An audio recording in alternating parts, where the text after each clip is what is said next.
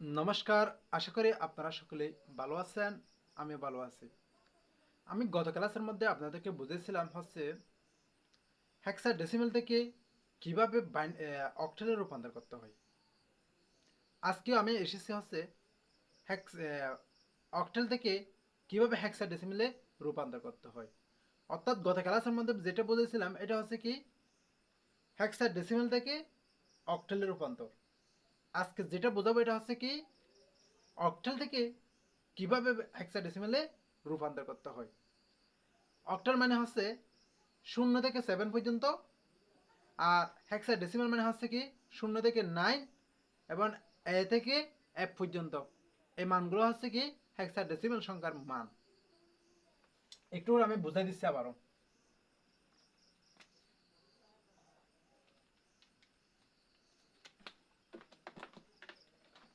এখন আমি যে মানগুলো লিখতেছি এটা হচ্ছে হেক্সাডেসিমালের মান 0 থেকে 9 পর্যন্ত, A থেকে F পর্যন্ত। এগুলো হচ্ছে হেক্সাডেসিমালের মান। আবার 0 থেকে 7 পর্যন্ত এটা হচ্ছে অক্টেলের মান। বর্তমানে এখানে যে জিনিসগুলো দেওয়া আছে সেগুলো হচ্ছে 8 মানে হচ্ছে অক্টেল। আর এখানে বেস বা ভিত্তি হচ্ছে 16 অর্থাৎ 16। এটা হচ্ছে কি হেক্সাডেসিমেল। অক্টেল থেকে রূপান্তর করতে বলছে কোথায়? হেক্সাডেসিমেলে। এটা নির্ণয় করার আগে আমাকে যে জিনিসটা সবচেয়ে গুরুত্বপূর্ণ দিয়ে জানতে হবে এটা হচ্ছে কি এটা একটা নিয়ম আছে। আমি প্রতিটি ক্লাসের মধ্যে এটা বলে থাকি। এটা হচ্ছে কি প্রথমে আমাকে দিতে হবে যে একের দ্বিগুণ হচ্ছে কত? 2। 2 এর দ্বিগুণ হচ্ছে কত? 4। 4 এর দ্বিগুণ হচ্ছে কত? 8।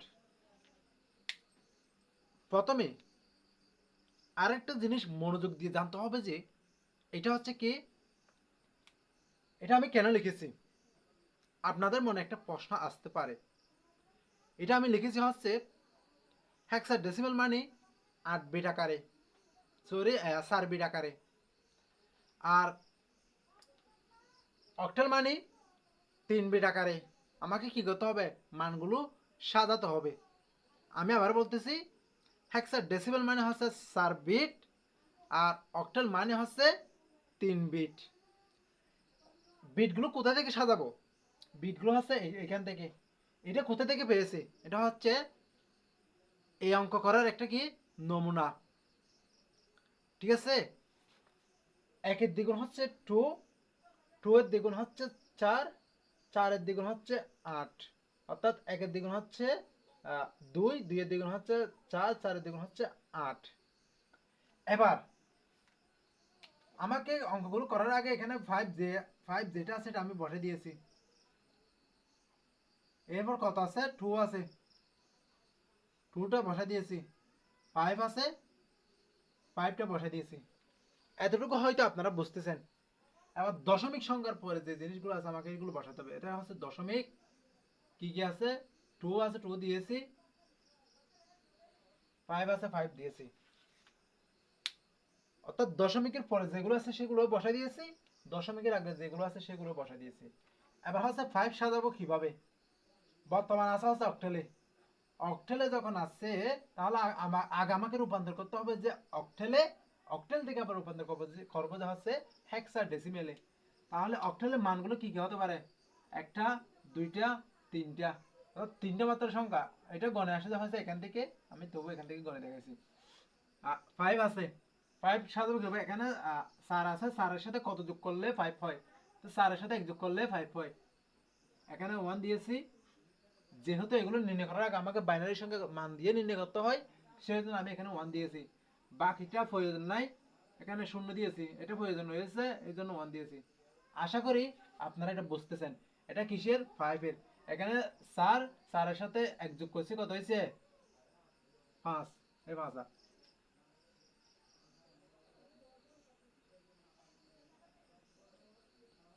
এখন যেটা নির্ণয় করছে এটা আছে কি বাইনারি অক্টা সংখ্যার মান।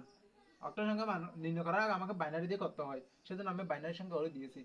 এবার যেটা নির্ণয় করতে হবে, টু টু নির্ণয় করবো কি? টু যেটা আছে টু বরাবর টু একটা কি দিয়েছি? 1 দিয়েছি। আর বাকি দুইটা শূন্য। 3 বিট কেন নিয়েছি? যেহেতু আমি অক্টেলে রূপান্তর করতেছি, সেহেতু আমি এখানে কি নিয়েছি, 3 বিট নিয়েছি।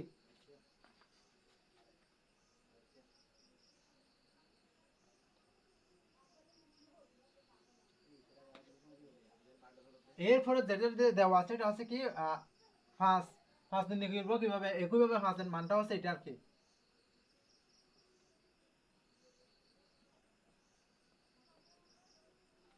চারের সাথে 1 যোগ করলে 5 হয়, বাকিটা শূন্য। এই জন্য আমি এটা মানটা বসাই দিয়েছি। এরপর দশমিক, দশমিকের পরে যেটা আছে আমি এটা হুবহু বসাই দেবো। এখানে 2 আছে, 2 সাজাবো কিভাবে, 2টা অলরেডি আছে, এই মানটা হচ্ছে এখানে বসাই দিব। শূন্য, আরেকটা হচ্ছে কি 1 শূন্য। এইবার হচ্ছে কি অক্টেল। অক্টেল সংখ্যা মানটা কি, 5 আছে, 5 এর মানটা তো অলরেডি পেয়ে গেছি, এটা বসাই দিয়েছি। কোথায় পাইছি, চারের সাথে 1 যোগ করলে কত, 5। বা মাঝখানটা 2টা প্রয়োজন হয় নাই, সেজন্য আমি এটা শূন্য বসাই দিয়েছি। আশা করি আপনারা এটা দুর্ব বুঝতে পারছেন।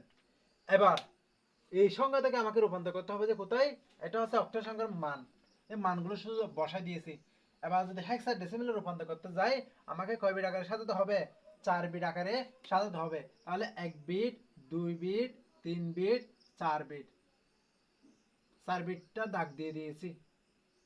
এখান থেকে আবার সাজাবো 1 বিট, 2 বিট, 3 বিট, 4 বিট।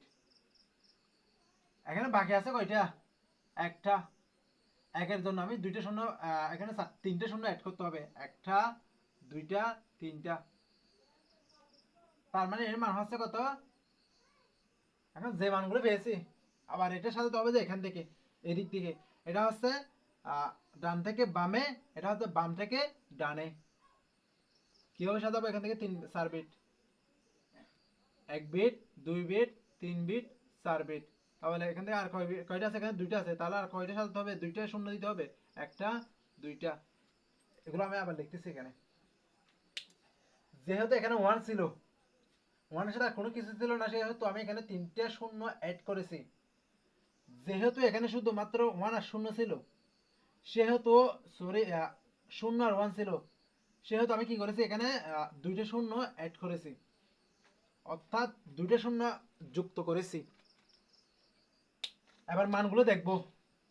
এবার 4 বিট আগে আমাকে সাজাতে হবে। প্রথমে এটাই দেখবো, যে মানগুলো দেওয়া আছে, প্রথমে 0 ছিল, 0 বসাইছি, 1 ছিল, এখানে 1 ছিল, 1 বসাইছি, 0 আছে, 0 বসাইছি। এরপর কি আছে, 1 ছিল, 1 আমি এখানে অলরেডি বসাই দিয়েছি। প্রথমে আমাকে যে জিনিসটা সবচেয়ে গুরুত্বপূর্ণ দিয়ে জানতে হবে, এটা হচ্ছে কি, 0 মান নাই, তার মানে 4 মান আছে, 4 সাথে যোগ করতে হবে। 0 মান নাই, এটা বসার দরকার নাই। এখানে 1 মান আছে, 5। ঠিক আছে, তার মানে মান অলরেডি আমি পাচ্ছি কত, এর মান হেক্সাডেসিমেলে রূপান্তর করার পরেই আমি পাচ্ছি কত, 5। ঠিক আছে, এবার হচ্ছে এটা, এর মান আমি কত পাচ্ছি, এই মানটা আমি এখানে বসাই দিব। 0 আছে, 1 আছে, 0 আছে, আবার 1, মানটা কত পাচ্ছি,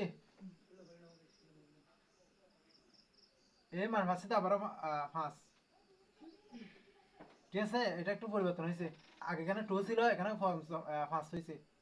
তারপরে এখানে কি আছে 1, বাকি 3টে শূন্য, একটা 1, 1টা আমি বসাই দিয়েছি। ঠিক আছে, এরপর হচ্ছে এটা,